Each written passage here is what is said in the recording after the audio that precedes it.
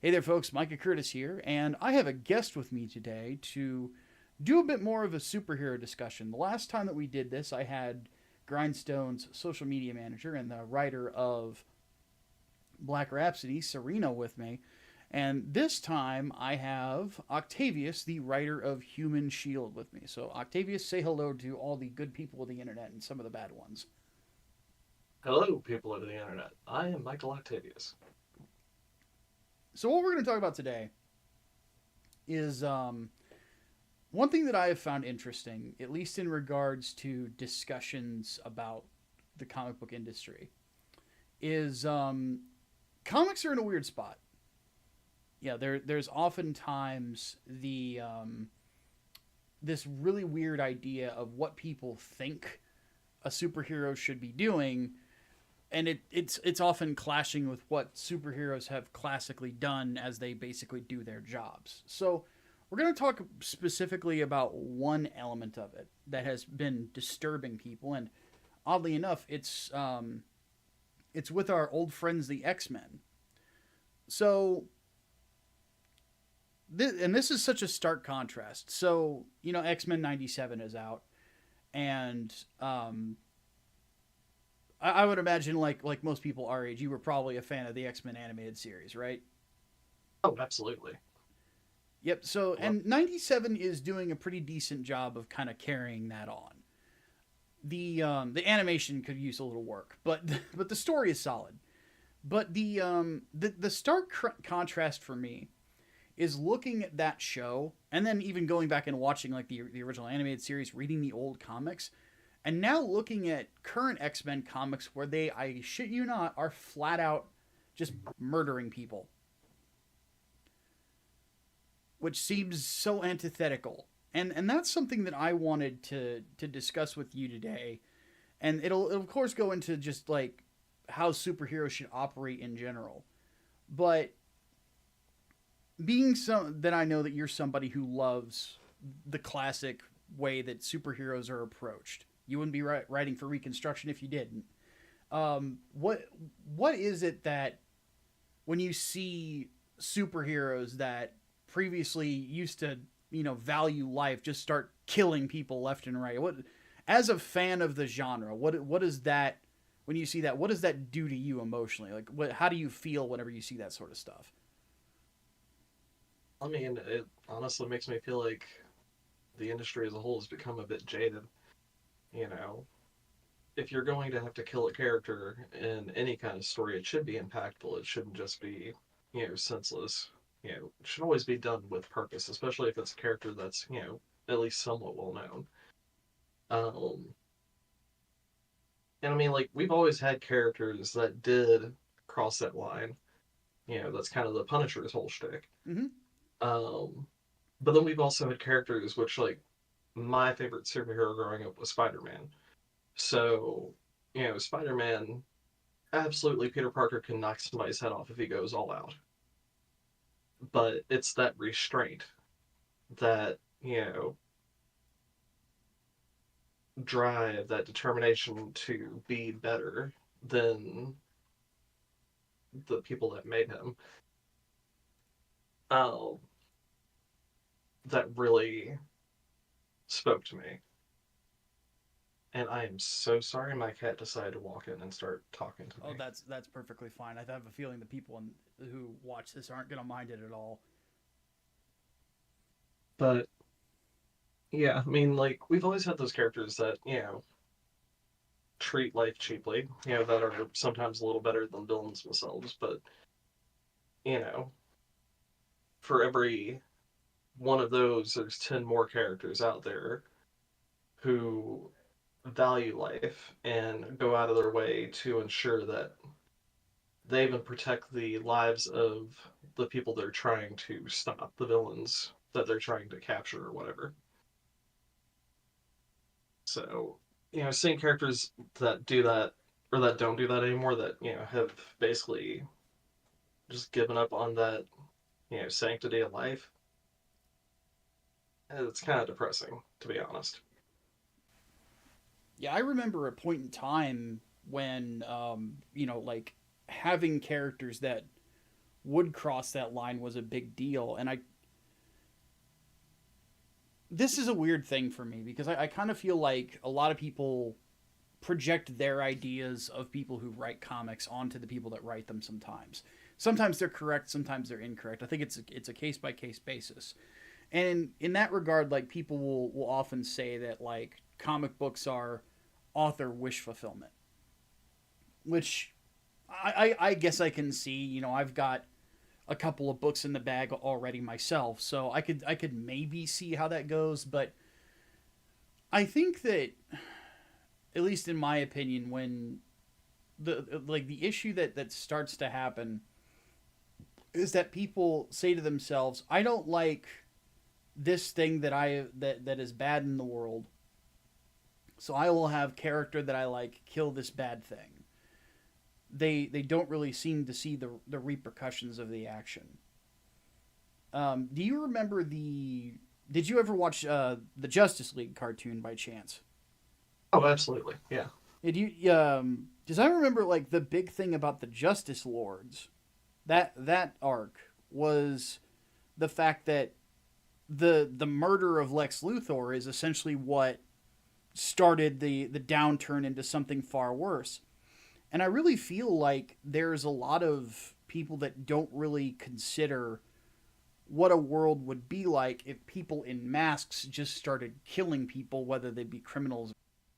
Well, I mean, we actually have a pretty good model for that, in existence already with the boys. You Yeah, know, Homelander's essentially Superman gone rogue. yeah, and he's not the only one either.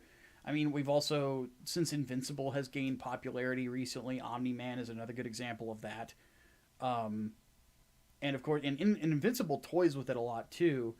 Is just the idea of how it would be whenever, like, if heroes start killing, how, pray tell, are people going to feel about it? How are people going to react to it? And I don't. Would you say that people who make those choices for these characters, you think they're not really considering the broader scope of what they're creating? I think that they have an agenda. And to be honest, like, anybody that writes a story has an agenda for that story, Mm-hmm. whether it be benign or malicious, you know, or just completely indifferent. But you don't write a story without purpose. And I don't think a lot of people really see beyond that. Like, you just want to get your idea out there and, damn the consequences. Mm-hmm.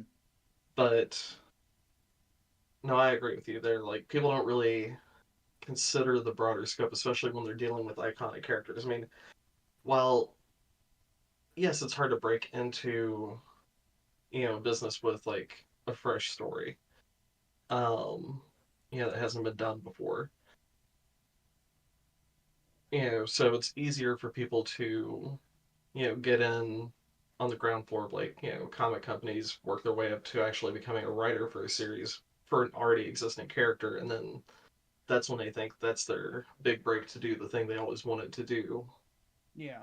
One of my favorite examples of that is Lobo, Mm-hmm. and how I don't know who the writer was for the run, but she got a hold of the character and was like, I don't like this character. I don't want to have to write this book. So I'm going to kill the character and make my own character. That's when we have basically, the uh, twink version Oh, of Lobo, I yeah. guess. There was a fan name for him. I don't remember it, but yeah, like I remember that. I think that was in the New 52 is when that happened, and it was not a popular change to say the least. And like, I'll be honest, when I read up on the new Lobo, I was like, this guy would be actually kind of cool in his own right if he wasn't Lobo. Yeah. And it really made me, feel like, okay, she basically had her own story she wanted to do, but since she couldn't do that, she decided to change everything with this established character to get her story told. Hmm. That's kind of what I'm talking about. It's, I don't like using the phrase necessarily, but don't mess with the formula. If a character has like a set way that they act, a set, personality, morals that define them and everything, don't change that. Like, if you really want to do something with, you know, that universe, come up with your own thing. I realize that's hard for those already established universes, but, it's not impossible. I've seen it. Yeah, I feel like that's one of the weirdest things to me. It's like there's so many characters. The big point of contention with a lot of comic book fans is X-Men's Krakoa era, which is sort of like this point where we've seen members of the X-Men just flat out just killing people.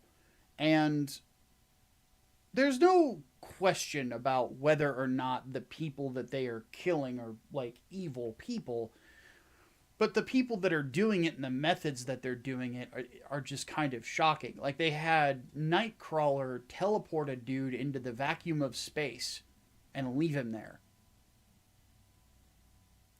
And I saw that and I was horrified. That's just not something that Nightcrawler would ever do.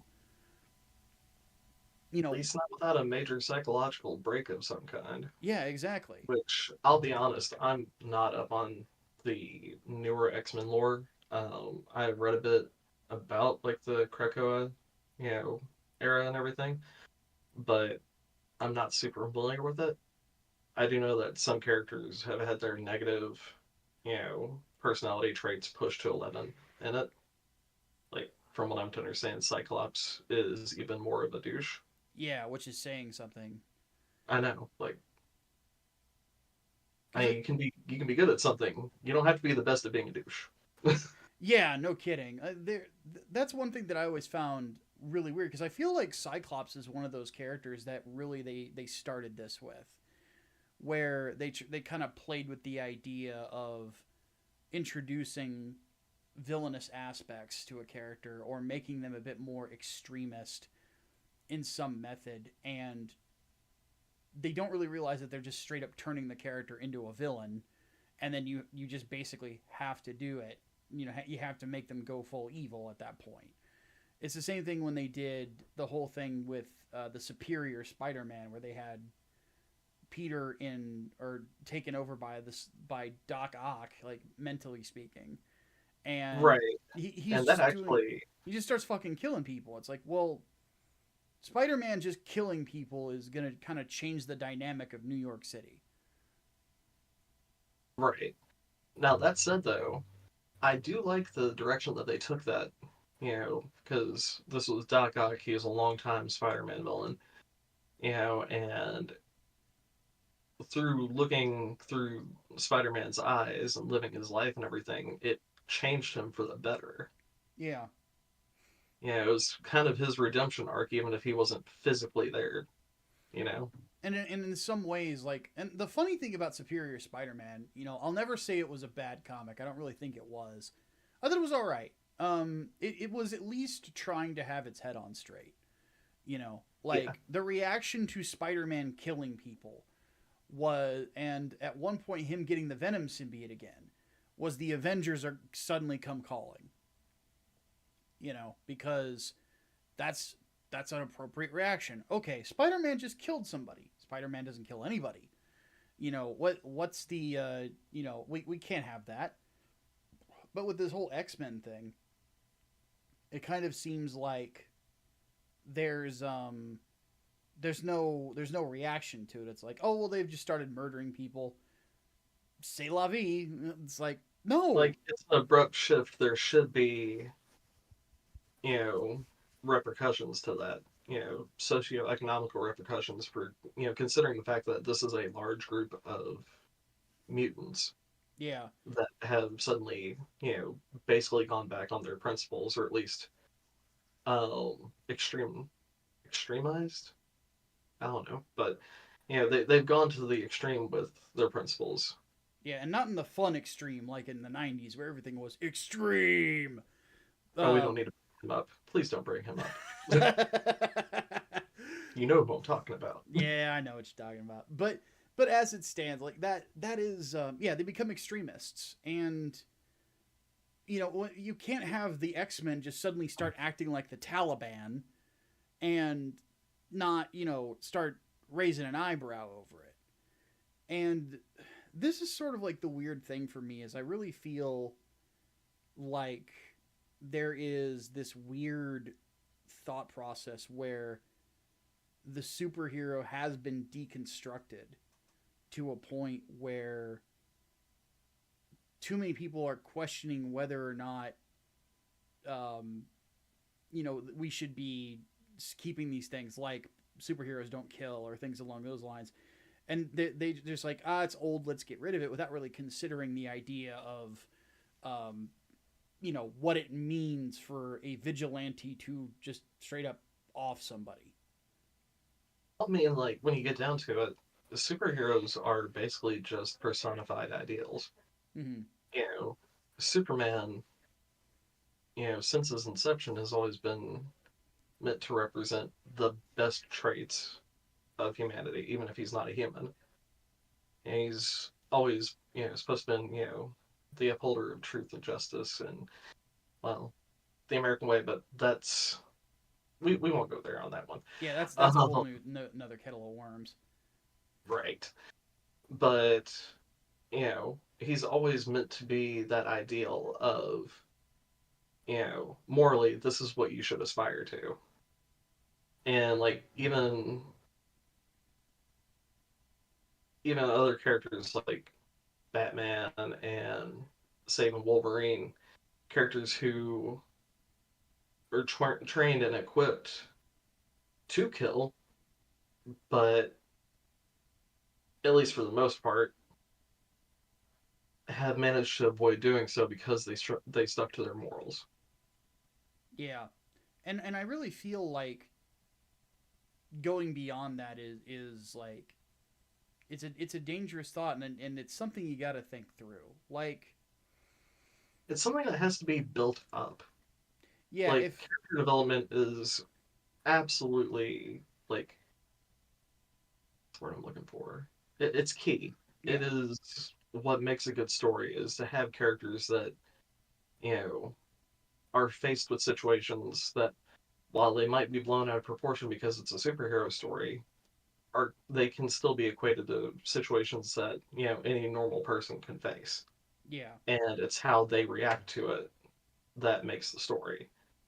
Having a character that has for literally decades, been all about trying to bring people together, trying to save as many people as possible, trying to redeem their villains, suddenly, decide one day, okay, I don't care anymore. Kill you, kill you, kill you. Y'all are collateral damage. You know, yeah. that's not character development. It really isn't. Like the one good example of it, I think that like in a positive and a negative direction, like I contrast it. One thing in I won't spoil it, but in X-Men '97 there is a point where they do at least a kind of a reference to the trial of Magneto from Uncanny X-Men number 200. He's even wearing the same outfit, and there's a point where Magneto has a chance to flat out just murder someone by basically dropping them to the Earth from orbit. And he takes them out that far to kind of illustrate a point, but he just doesn't do it. He's just basically just being dramatic. You contrast that to how the modern comics do things. Like it's insane to me. The other thing that I think of is like, um, I feel that this sort of like with the Xavier and I were talking about this when he was telling me about the more recent Ghostbusters film, is the idea that all the culture war stuff that has spread throughout the internet has got people looking at bats in the belfry, or thinking that there's bats in the belfry, and they're kind of missing important stuff that's like ridiculously shocking, that is like makes things worse than what it really is. One example I would make is when they had Jonathan Kent, Superman's son, be Superman for a bit, and a lot of hubbub was made about the fact that he's bisexual, he was dating a guy, so on and so forth. But I feel like one thing that got lost in the shuffle is one of the most un-Superman things ever. He was dating a terrorist. Literally an eco-terrorist. And Batman pointed this out, saying you can't trust this person, he's a terrorist. And we're supposed to think that Batman's the bad guy for trying to ruin the romance. And it's Well, I like, mean, to be fair, Batman had a kid with Talia al Ghul. this is You true. know, he is not exactly a paragon of morality in this instance. That is a fair point, but on to play the devil's advocate on that, he would also know how bad it can make your life by associating with such people as well. Because that relationship with Talia never really brought him anything good, and I say that because I also don't like Damian Wayne. But you know, it's one of those things where it's like that's one of the least Superman things ever. Like, if there was an arc where Lois died, God forbid that ever happens, but let's say that happened, and I mean, then injustice. Superman starts dating a member of the Taliban, people would lose their minds, and rightfully so. And it would be considered stupid and out of character and ridiculous. And yet, you know, that modern writers did it, and because they weren't really thinking about it. And I feel like that's sort of the same thing that's going on here. Is people don't think about like what the reaction would be to somebody killing people willy nilly like that, because like the reason that the X-Men always spared people was of the belief they were of the belief that if we're going to live amongst humanity and basically try to have this idea of, look, we're still human, we're just born with special powers because of a mutation, thus the term mutant, you know. And so we want to live with you, we want to be here for you, and we want to help you, you know, because we're really not that different. We put our pants, you know, on one leg at a time. It's just the difference is that some of us have claws, some of us shoot laser beams, da da da da da. And if you start just murking people, suddenly that to the people that were actually legitimately terrified of you, you've just basically made all of their fears manifest. Because Right. all of a sudden, everything that, you know, Trask and all these other characters said about you is now true. And I don't think that writers think about that because they're too busy. It's the same way I don't think that Tom Taylor, the guy who wrote, you know, the Son of Superman book, was thinking about what he was doing with the Son of Superman and having him date a terrorist, essentially. You know, it's like, this is not something that you would do, because if Superman is dating an eco-terrorist, that's a scary thought. What if you got an uncle that happens to work for an oil company and Superman's dating somebody who's going to bomb it? Can he expect Superman to come in and save the day? Or does he need to hope that Green Lantern, who is, you know, considerably more sensible, is somewhere close? And it's the same thing with the I mean, X-Men. You know, like I was you don't want to on have that that real feeling quick. that Wolverine is going to turn around and decapitate you if you're just a decent person walking the street. Right. On that real quick though, and there is opportunity for that. But and I'll be honest, I haven't read that run either. However, I have seen stuff from it. You know, you could totally have Superman dating a terrorist as long as it teaches a lesson. You know, because that's one of the things that superheroes have always done for us is they have, in a fun and entertaining way, taught us valuable life lessons. You know? Yeah, and that's true. And I kind of feel like the whole dating Catwoman trope definitely falls into that. Like, it's Right. like we have superheroes that date villains or date anti-heroes. Spider-Man dated Black Cat as well.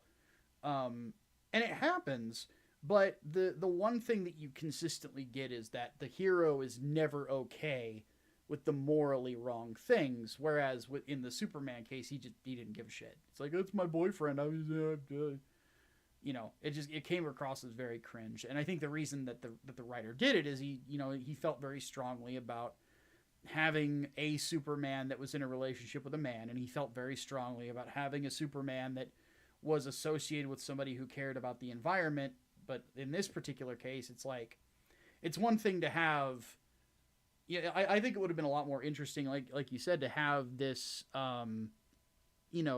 situation where maybe he doesn't know, and then you got to make a tough moral choice, and it's like, it just wasn't there. And it's the same thing with the X-Men. Like, you could have a character go too far, and then see what the repercussions are, and let that create drama with the team. But it kind of feels to me like, at least from a writer's perspective, they're doing something that I consider to be the biggest sin in writing, and it is the shameless self-insert.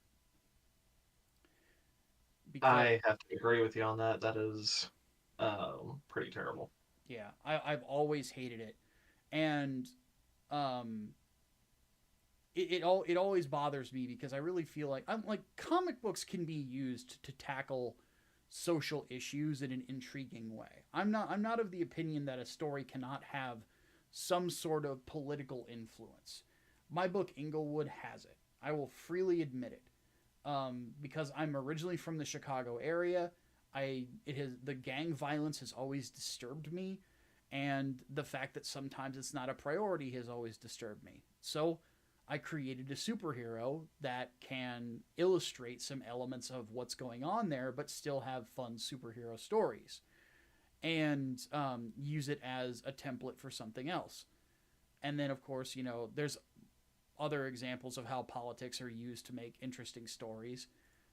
Some of the politics of, Alan Moore's Watchmen, if take it out of the context of the 1980s, when the backstory, it's kind of like, well, some of the things he was scared of didn't come to pass. But you take it as its own self-contained story that was inspired by real-world politics, it's really intriguing and has some really cool ideas. But if you do the shameless self-insert, and you've got a bunch of people, in some cases, killing Nazis, which we can all agree the Nazis are bad. At least I hope we can all agree that the Nazis are bad. I mean, or else I'm a little worried about some people out there. But actually, no, I've been on the internet long enough to know that there are crazy people who don't agree with that. But most of polite society has come to that conclusion. But at the same time, like, you have, it's one thing to have the Punisher walk up and shoot. I'm trying to think who's a good. Let's not use Red Skull.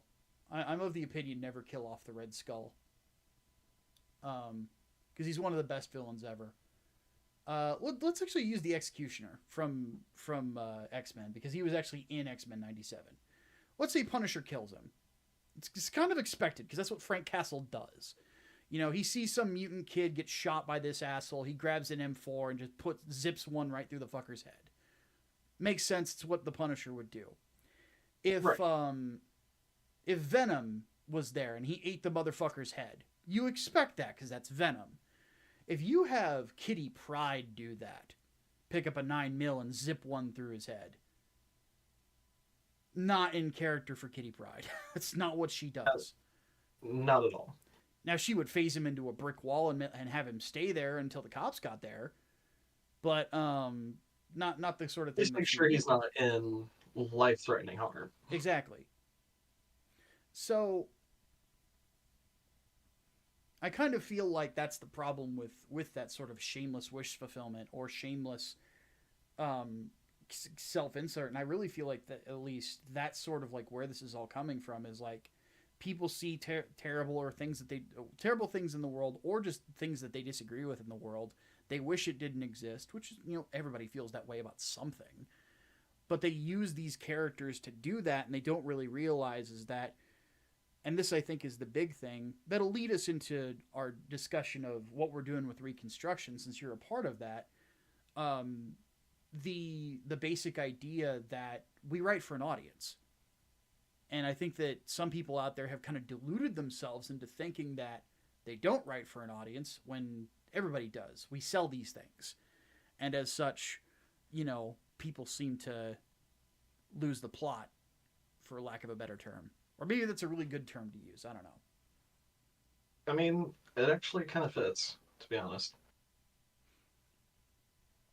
Well, on that note, Also, oh, go ahead. just a final statement on the whole like moral ambiguity of superheroes that don't kill suddenly killing.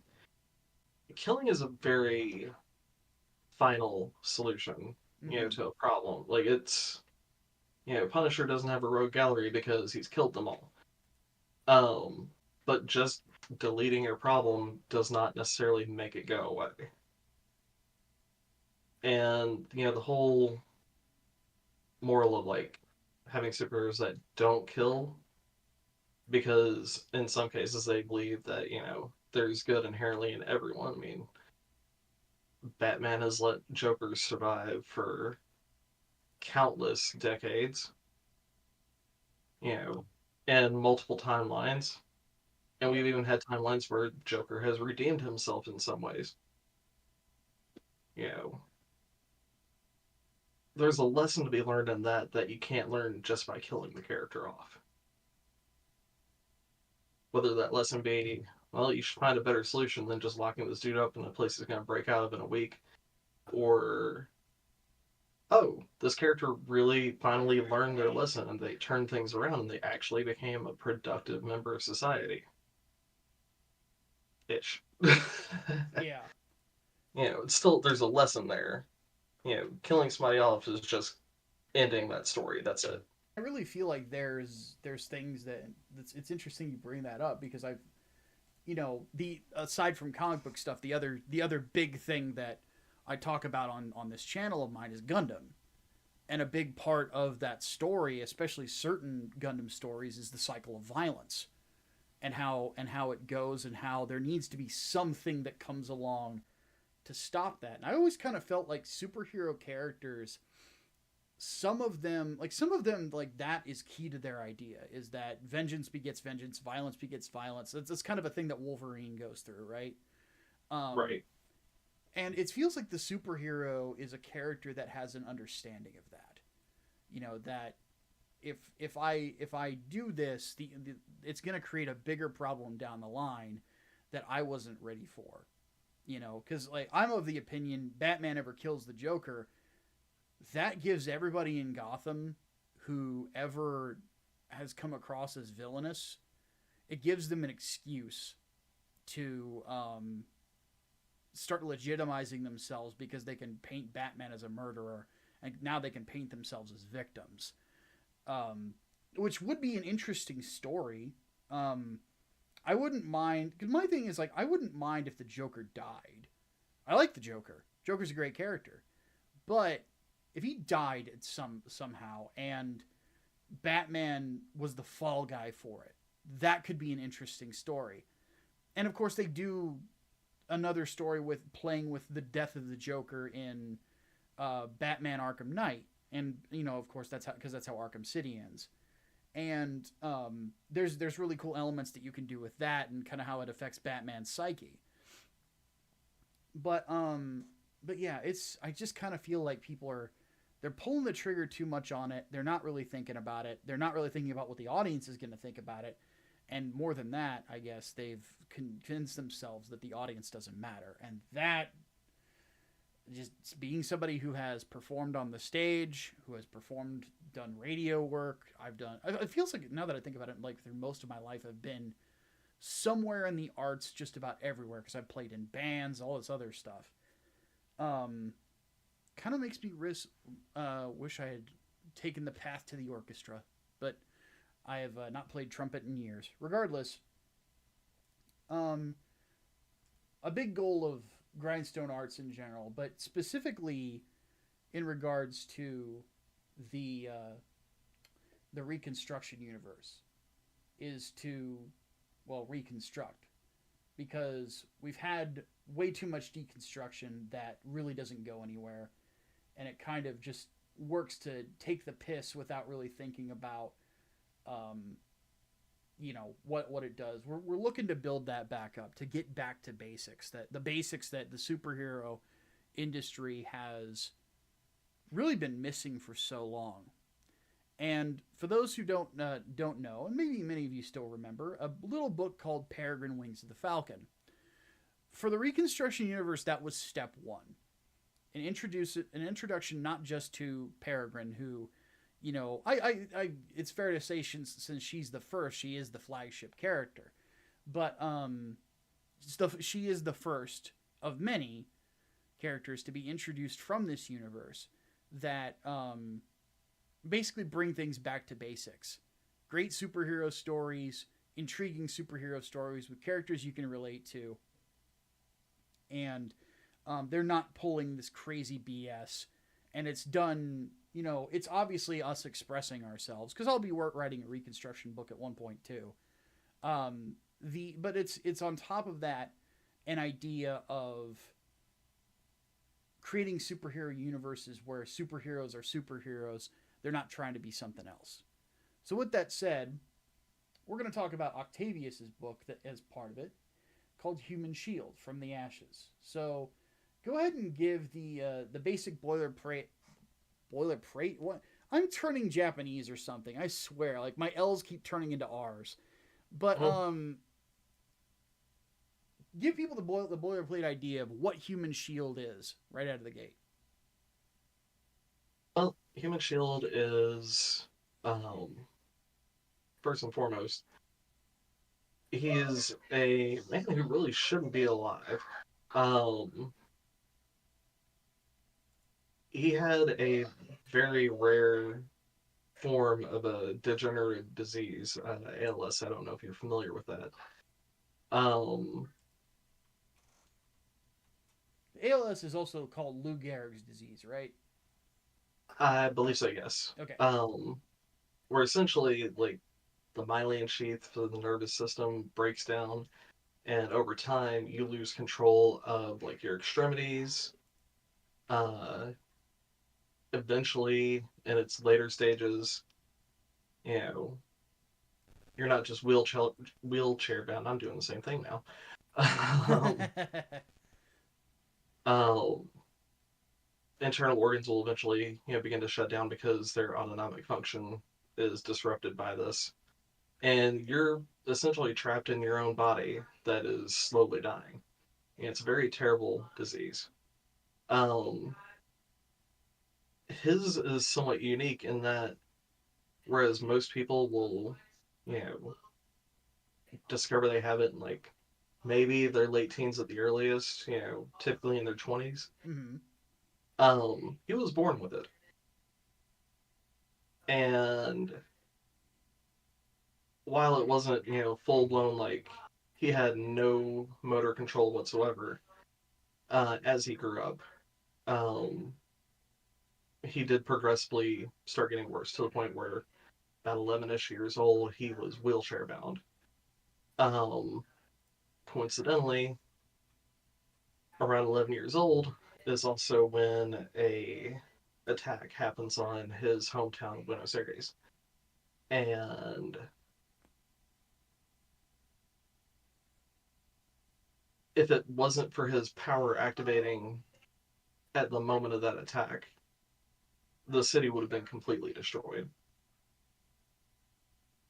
Um, I won't go into too many details because it is, laid out in the book in much better visual detail than I can, express, through words. Um, at that point, the way his power activates, it actually recreates a form of that myelin sheath, um, which essentially, reverses the effects of the ALS. Um, so with his power activating, he is able to actually live well beyond when he was projected to the, what his life expectancy was. Mm-hmm. And furthermore, with this power, it essentially makes him nigh invulnerable. Um, this energy that replaced his, you know, protective, coating for his nervous system is almost impenetrable. Um, so he really embodies his name of human shield, to the letter, because that's what he believes in. He believes in protecting everybody that he can, and he will throw himself into harm's way to make it happen. Um, essentially, what this story is this: the people that actually caused the attack on his hometown have made an appearance, and he is returning to, you know, essentially stop them from finishing what they started. So I definitely dig the concept of it. So let's break the power set down because people always love stuff like this. So you had mentioned, of course, the shield that is around him. Of course, in the preview images, we see him forming constructs as well. How would you describe his power set in general, though? The human shield that we see in this book, um, which, as I mentioned on the show that I did, launch night, I actually wrote a lot of this story out back when I was in, high school, um, with the intention of selling it to one of those bigger companies later on, but it never happened.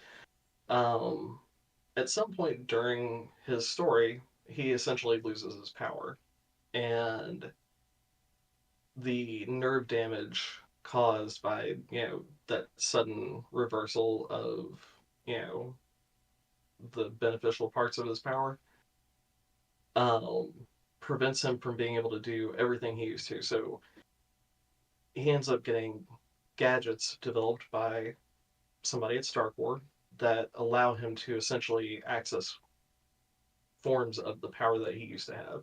So what you see in like those preview images, the satellite shields, um, that he's able to put up, the barricade that he throws up in that um, scene with the protesters. Mm-hmm. All that was stuff he used to be able to just do after learning how to control his power.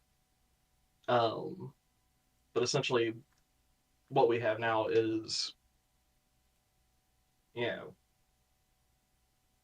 these pre-programmed gadgets that he can throw out that react to his power and allow him to extend it beyond himself.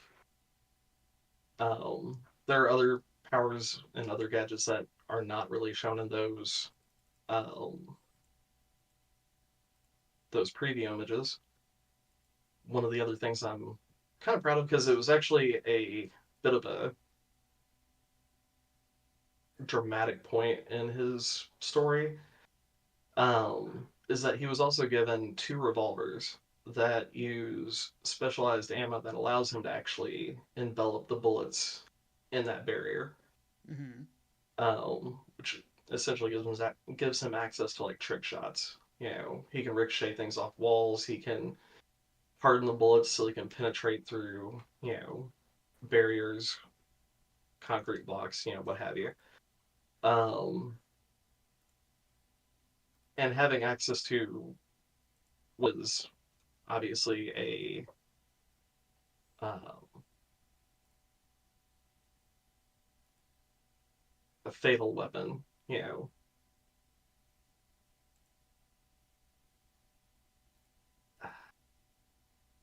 I apologize. I will, admit my brain just kind of shut down here So for a it's sec. okay. If No we can worries. edit that part out. um, okay.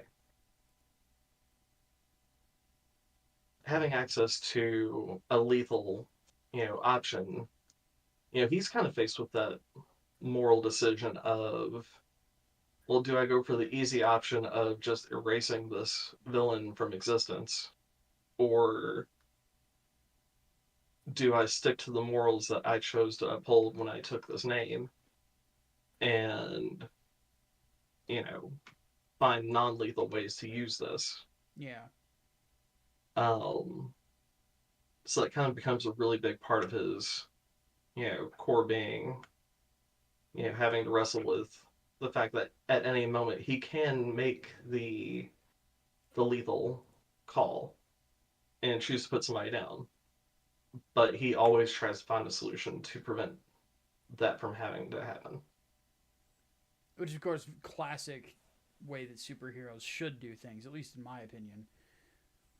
Right, expend any option before having to take life, and that is, core to his belief system. Mm-hmm.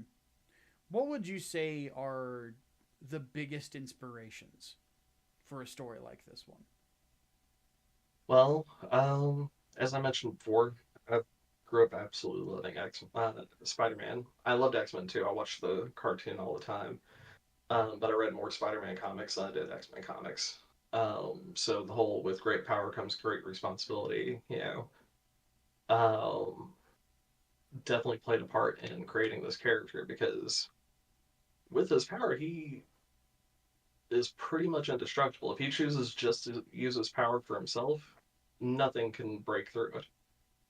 Um, the risk involved to him becomes when he actually uses his power to protect other people, extending out those satellite shields or utilizing like the revolvers to, create remote barriers or, to break away debris before it can, take somebody out. Every time he uses one of those gadgets, it is draining, to him. Mm-hmm. Um,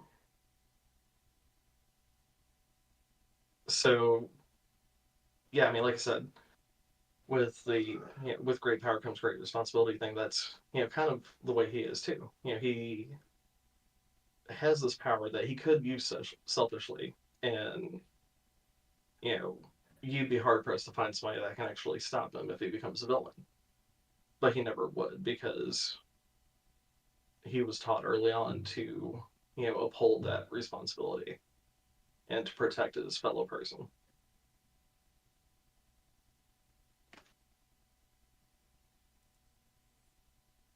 I will say also inspiration for how things have shaped up in like adding him to the reconstruction roster, like the minor story changes that I had to make, with his already established lore and everything. Since we have metahumans here that, they exist, they have powers, you know, but they're just regular people like you and me. Um,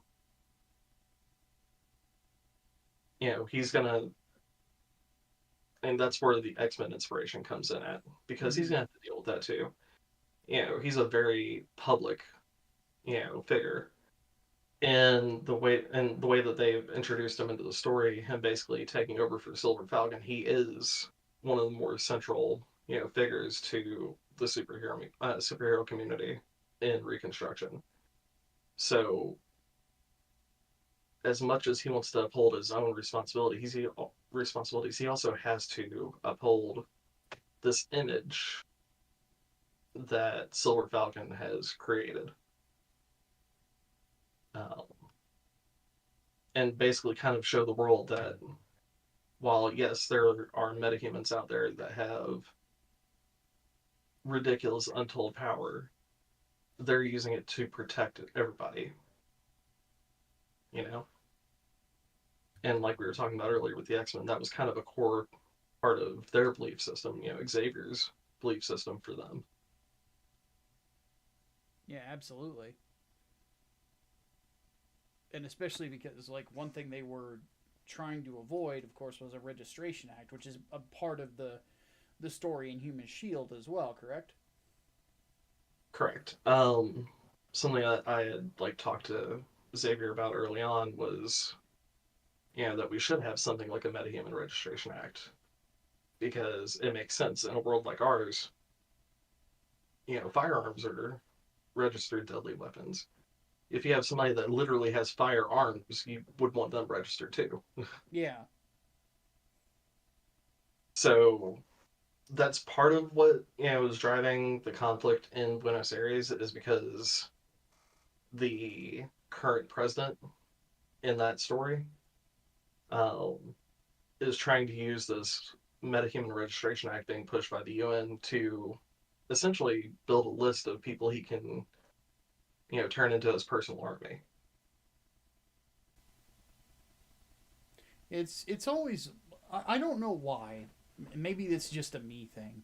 I've always been intrigued by those types of stories just because I kind of feel like it definitely falls in to like the nerdier aspect of discussing comics whenever you get to the point where you're starting to talk about how exactly would this play out in reality.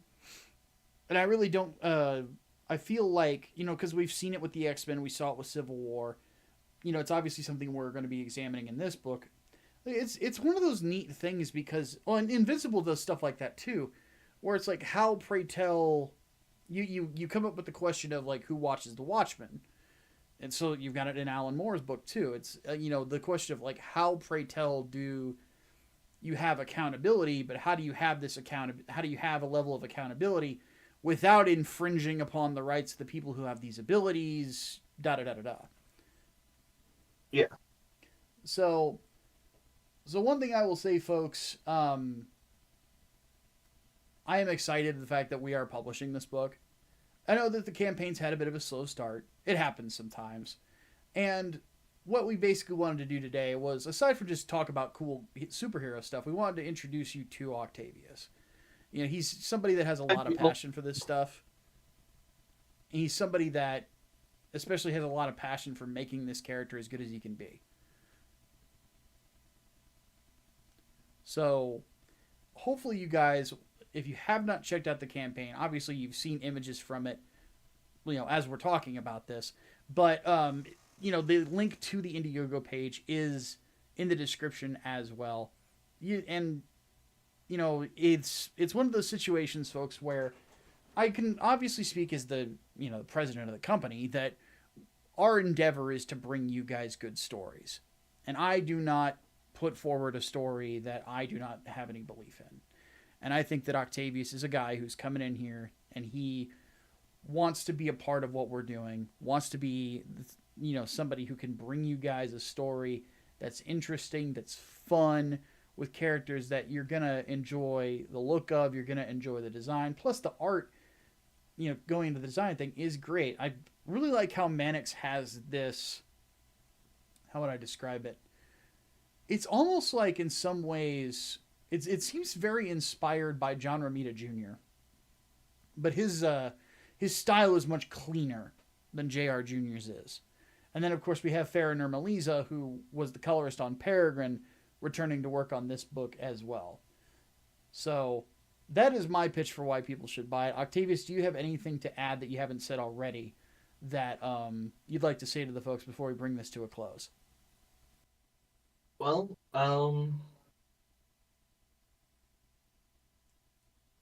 check my book out. I mean, honestly, I'm not doing this just to make money. I really do enjoy telling stories, and I really do stand by this one. This is one that when Xavier brought me on board with this project, I dropped everything else I was working on because this is a story I really wanted to have told. Because I do believe that it does speak to the heart that's kind of been lost from modern day comics. And I hope other people think that too. If nothing else, maybe pick it up and, hit me up on Twitter. Tell me that it sucks. Also, tell me to post more because I don't post at all and I should. But there you go. yeah. But no, folks, in all seriousness, we are very excited to bring this book to you, more books in the future as well. And all your support means the world to us, to say the least. So, once again, link to Human Shield from the Ashes is in the description. And you back it today, you will not be disappointed. On that note, we're going to go ahead and bring this little discussion of ours to a close. Thank you all so much for watching. Remember, like, share, subscribe, the whole 9 yards. My name is Micah Curtis, your favorite vanilla gorilla. Have yourselves a great rest of your day.